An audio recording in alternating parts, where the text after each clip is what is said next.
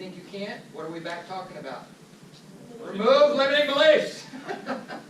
There's too many people who do it, and we have too many single agents who do 36 a year to say you can't do it. That's it. There's too many people doing it. Way too many.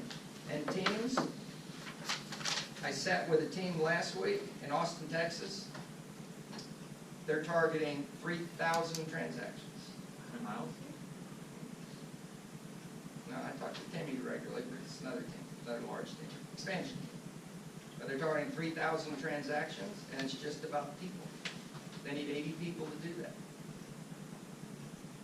They're 20% there. They got 16 people. They just got to hire, build. It's just business. Y'all understand that? It's just business. That's all it is. All right, 3 things you must do every day. What do you think that is? Lead generation. Yeah, I mean, I wrote it right here to make you think about it, but you need to write a fully executed contract, or you need to have an appointment, or you need to book an appointment. And you got to do that. You got to do that. That's what you got to do. If you're really going to succeed, you got to do at least one of those. Tie your daily actions to goals. Listing lead generation first. Why is that true? And I know for new agents or single agents, this is a challenge. Why is that a challenge?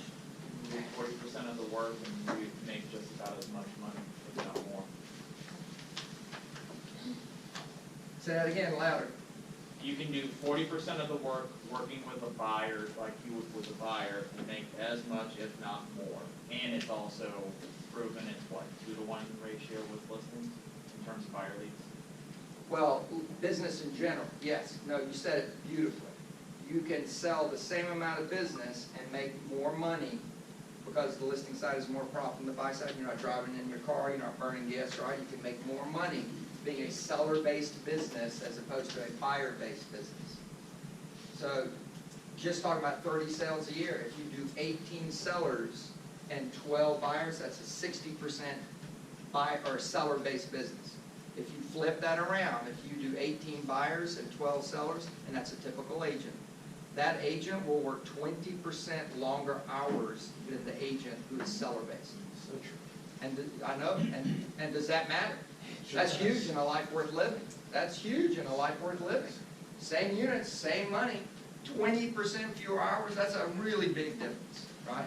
And that's back to that thinking about 40 hours a week. That's all I need to sell whatever houses I want, right? The other issue is listings in and of themselves, we were saying it, tend to solve the lead generation challenge. Is that true? Yep, because it attracts buyers, and it also attracts neighbors who are going to sell next, right? So you can easily, our mindset about every listing is to generate one buyer closing and one neighbor listing. So we work the neighborhood, a lot of you do this, with circle prospecting, by door knocking or phone calling, by just sold cards. You know, we're working next, right? But we only do it where we want more listings. If you're going to do listing lead gen first, then get listing appointments first. Know your goal numbers, post them. Your success formula is your listing count. If you're a single agent in the room and you have no listings or one listing, it's like you're opening up your business for the first time every day. It's just the hardest place to be. If you have zero inventory, you're in a hard place to be for a business. It's like, yeah, I opened up my shoe store and there's only one small problem. I have no shoes at all. Other than that, I'm a business, baby. People walk by, look in, and just keep walking. Is that true? You got nothing on your shelf to help yourself. So you mentioned about publicly listing your goals daily, weekly, monthly. Yep. I still struggle with this because I feel like if I do that too much, it's embellishing. I like to keep myself honest and humble, help let people keep me accountable, but don't just boast what I'm doing. It's not boasting. It's not boasting. Business building is going to hit a ceiling. You may think you're doing really good and it looks like you're boasting, but over time you're going to hit a ceiling, and then you're going to have to do what?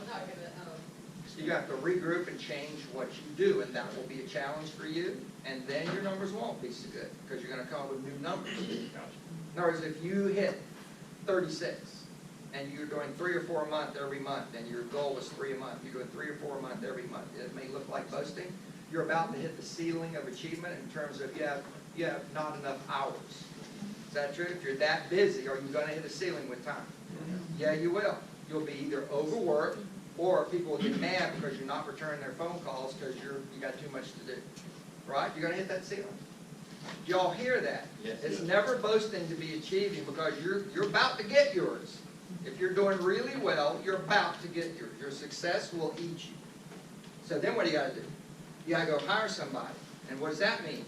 You got to take time away from all your success to learn how to hire people, and then go find somebody and then hire them and then train them, and your business is going to get very bumpy, and you ain't going to be hitting it like you think you are. So I love the fact you want to be humble. Put them up there so we can all watch you head to the crash. I like that. Yeah, that's good. That's good. Well, no, it's true. You should realize that if you get to 30 It's a to good 40, thing. It really is. yeah, no, It but is a if you good get thing. if any of you are single agents and you get to 30 to 40 a year, what's your wall? You got to decide whether you're going to hire somebody or not, because you're done. You're toasted. You get that? So you got to deal with that. And how do you know it's coming? When you go from 2 a month, 3 a month, 2 a month, 3 a month, to 3 a month, 3 a month, 4 a month, 3 a month, 4 a month, ooh, you're right there. You're right. You're done. You're done. You're going to have to deal with that issue right now. Because a single agent, they can get to 20 a month, somewhere between 20 and 25, meaning 2 a month steadily or more. Customer service starts to go down. Right. Because you're just getting too busy. And if you keep focusing on getting busier, your customer service will fall even faster. And if you don't deal with that before it's a total collapse, you're going to have a collapse. And you can feel it. You can. As your business grows, you feel it. You're going, Oh, you okay, feel well, it. I'm no longer lead generating the way I'm supposed to, and I'm no longer giving customer service the way I know I need to be. That's right. That's exactly right. So when you start discussing the 4Ds, The 4 Ds. do it. Do it, delegate it, dump it. Yeah, it's 3 Ds in my world. Yeah. Well, that's when you start that, but the point is what he was saying, when customer service starts to go down, it's embarrassing. It is. It's embarrassing to call somebody back at 6:30 that called you at 9:30 this morning that's an active client, and you say some crap like, I got a buyer in from Atlanta today, sorry.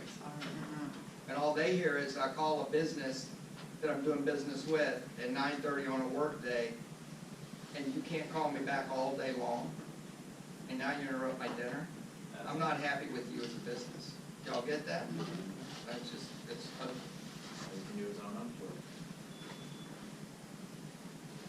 They don't care. You're You're getting bad service. Change it, right? I don't care what you have to say, you suck. But, I mean, do you understand? Isn't this how y'all are with businesses? Yeah. I mean, if they don't answer the phone in 3 or 4 rings, a lot of you just hang up. I don't care what the business is. And if they do answer and it goes to voicemail, you hang up. And even if a live body answers it, if they don't know what they're talking about, you get irritated and get off the phone. It's all that's true. Very. You want service and you want it now. And I want competent service. And there's a lot of crappy agents out there, guys. They're real. There are. Yeah. There are a lot. Yeah. All right, let's move on. I gotta get out of here. I'm catching a plane. I gotta go to Washington. Know your formula for success. Get admin off your plate, and remember the reason to do a transaction is what? Get a referral. That is the reason to do a transaction. So customer service has to always be on the top of your mind. It's about customer service. You have 3 systems, and you use 1 tool to drive the systems. This is about putting the 6 perspectives into play. The systems are seller, buyer, and lead gen, and the tool is your database. I'm not going to read this to you. You can read this later. I got to go in literally like 5 minutes. So you can go over this, though. It's not complicated. It's stuff we've talked about in multiple training sessions. The buyer system is similar to the seller system. Lead generation, only work with people that are motivated, and motivated to do what? Sell, buy, or refer. That's who you want to talk to. So in your Met database, you better make sure you have people that are willing to refer you if you're going to work them, or else why are you working them? Why are you mailing them if they're not going to refer you? And some of you don't know this. There's somebody that's your Met, but her husband's on the board at the church, and the preacher's wife is a realtor, and that's where all the business goes. And you're just working them for nothing, right? You need to try to find that out. And obviously, if they're strangers, you need them to want to sell or buy. Database best practices, these are just numbers of conversions. Met farms, non-met farms, you can look at these later and talk about them. You need to have lunches with people that matter. Most agents have lunch, not all the time, but most agents have lunch during the week occasionally, and they have it alone or with another agent.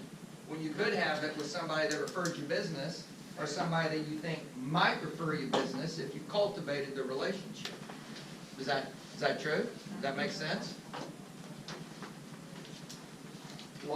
Short story. I have an agent that I talked to about this, and he has a business sphere before getting into real estate, and he leveraged that into a lunch with a human resource director that he knew, and he was trying to get into their company and be the relocation agent for their company. And what he got was a referral to another human resource director who was bringing a lot of people into town. A lot of people into town now. And you know what that company was? Oracle. And he just did a presentation, 3,000 people in the new Oracle office in their city. And he just did a presentation, his first one at Oracle. And he got 64 people sign up to have meetings. 64 people. You better hire some people. You better hire some people. Oh, no, he has a team already. Yeah, he has a team already. He's not ready for that volume, but he has a team already, so he's going to deal with it. You know, but I told him, don't panic. There are going to be A's, B's, and C's. And you're going to go through it, and that's what you're going to do for the next 3 days, is you're going to qualify them all. And you're going to park the B's and the C's. You're going to get in front of the A's. And you asked for this opportunity. Now you got it. You got to deliver the goods, right? But that's what you got to do. You got to storm. It's like your problem. I'm hitting all my numbers. The storm is coming. You know, you're going to run out of time at some point if you keep succeeding. So, but what's the point? You had lunch with somebody who's connected. That's it. And you have no idea who you know is connected to somebody who you need to know. Right? But you don't know until you sit down and start chewing the fat. Literally. Y'all understand that? People know stuff you need to know, and they're just not going to pick up the phone and say, oh, I was thinking about you. I have a buddy that's a human resource director who's got blah. They're just not doing that. But when you sit down with them, they'll think of you, and that can happen. Keep yourself relevant. Yeah, absolutely. And I'm telling you, this mindset here, 50 lunches. Now, ideally, it would be 100 lunches. And this is a higher level thinking, and this, I don't do that many, and I should, but I don't, but I do both of these. I have lunches with people that help me work on my business, and I have lunches with people who help me do my business. In other words, there's two kinds of work for every business owner. You work in the business, and you work on the business.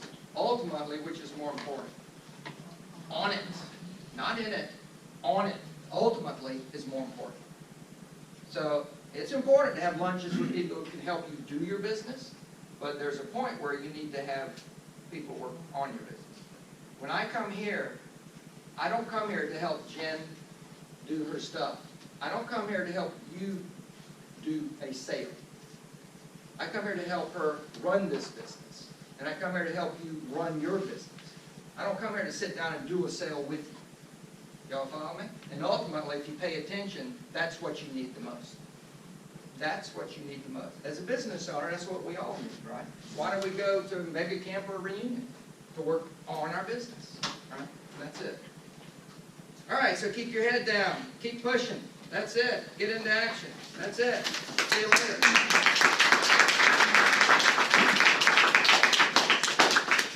Thank you, Gene. Thank you. Pray for me. My son doesn't jump off a cliff now. Thank you. Tell him what's going on. All right, so guys, lunch is going to be arriving shortly.